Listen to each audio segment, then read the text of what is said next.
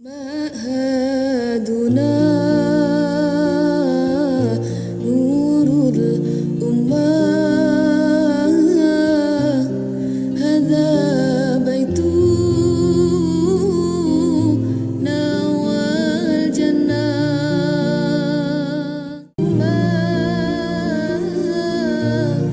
بالعلم نور الهداية ولا تنسى أنفسكم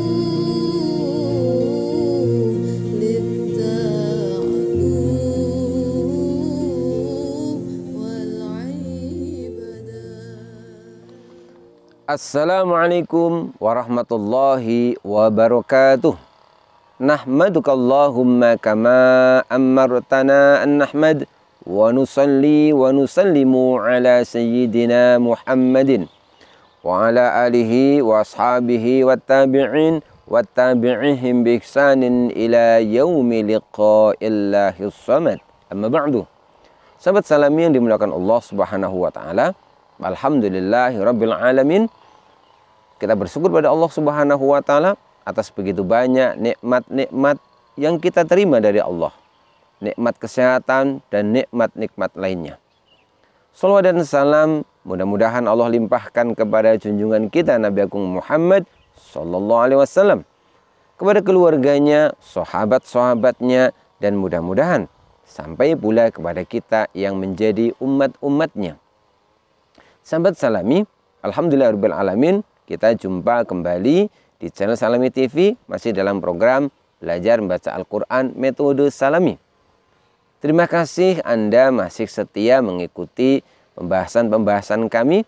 Mudah-mudahan setiap tema yang kami sajikan melalui channel ini bermanfaat untuk memperbaiki bacaan Al-Quran kita. Amin. Sahabat Salami, pada kesempatan kali ini kita akan membahas beberapa huruf-huruf hijaiyah yang bunyinya berubah-ubah. Artinya bunyinya tidak tetap dalam satu keadaan. Kenapa huruf hijaiyah yang sama ini bunyinya bisa berubah-ubah? Di antara alasannya adalah karena terkadang makhrajnya tidak hanya satu atau terkadang bercampur dengan sifat huruf yang lain. Kita mulai yang pertama. Yang pertama adalah alif mad. Kita tahu alif mad ini adalah alif yang dibaca panjang, letaknya setelah harokat fathah. Ada kalanya tertulis seperti alif tegak, alif mustaqimah. Ada kalanya tertulis seperti huruf ya tanpa titik. Alif mad ini bunyinya bisa berubah, setidaknya ada 3 macam. Yang pertama, terkadang bunyinya tipis. Yang kedua, bunyinya tebal. Yang ketiga, bunyinya imalah. Alif mad yang bunyinya tipis itu berbunyi A. Diucapkan dengan membuka rongga mulut agak lebar. Perhatikan contoh berikut ini. Hamiyah, hamiyah. Pada huruf H fathah belakangnya terdapat alif, itulah alif mad yang dibaca tipis. Kemudian contoh untuk alif mad yang dibaca tebal. Perhatikan. Khosyi'ah, khosyi'ah.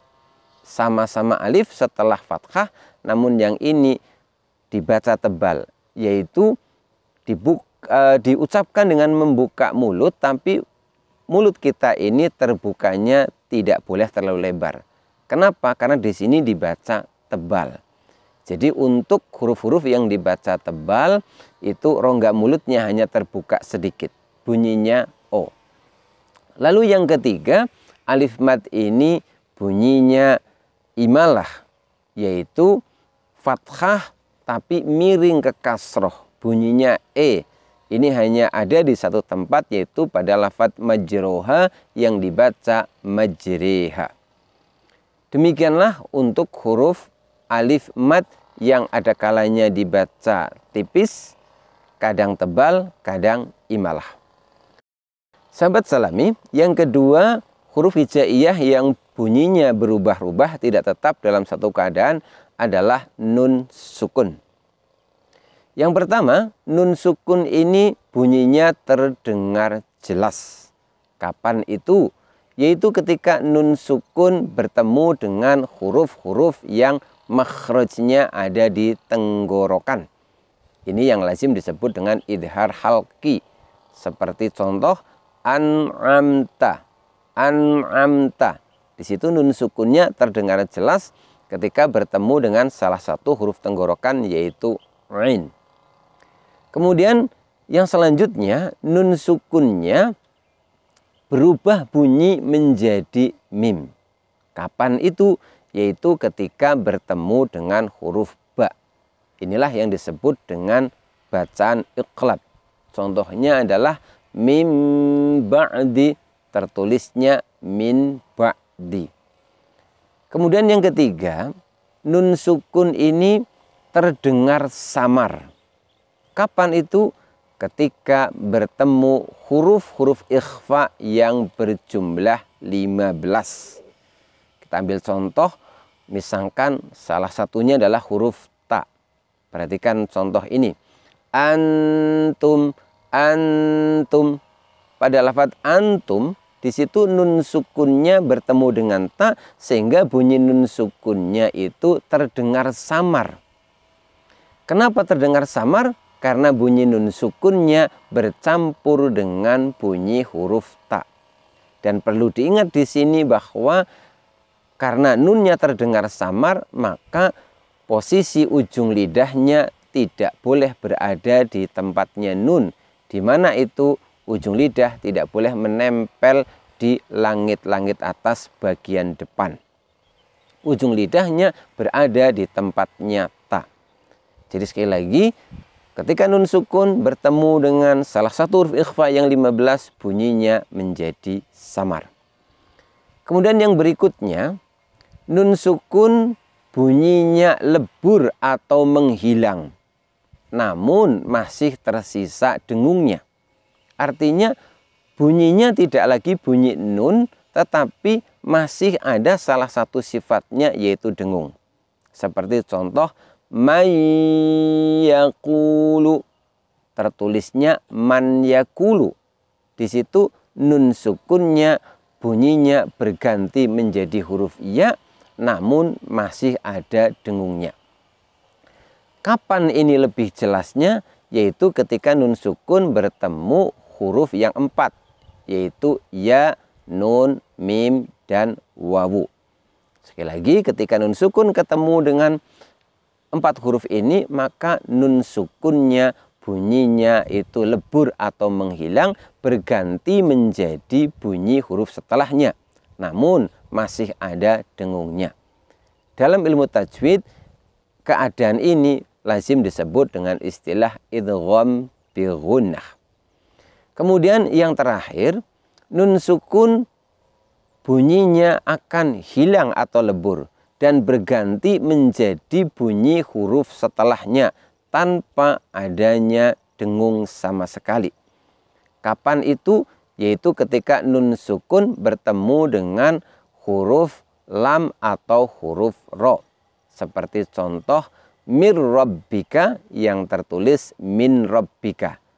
Di situ nun sukunnya hilang sama sekali, lebur ke huruf ro. Dalam ilmu tajwid, yang ini lazim disebut dengan istilah idgham bila ghunnah, yaitu idgham leburnya nun sukun tanpa diiringi dengan hunnah atau dengung. Sahabat Salami, kesimpulannya adalah nun sukun bunyinya terdengar jelas apabila bertemu huruf yang makhrajnya di tenggorokan, yang dalam ilmu tajwid lazim disebut dengan istilah idhar halqi. Lalu nun sukun bunyinya akan berubah menjadi mim manakala bertemu ba, yang biasa disebut dengan istilah iqlab. Kemudian nun sukun bunyinya menjadi samar apabila bertemu salah satu huruf ikhfa yang 15. Ini yang lazim disebut dengan istilah ikhfa hakiki. Kemudian nun sukun bunyinya akan lebur, akan menghilang dan berganti huruf setelahnya namun masih berdengung, yaitu jika bertemu dengan huruf ya, nun, mim, dan wawu.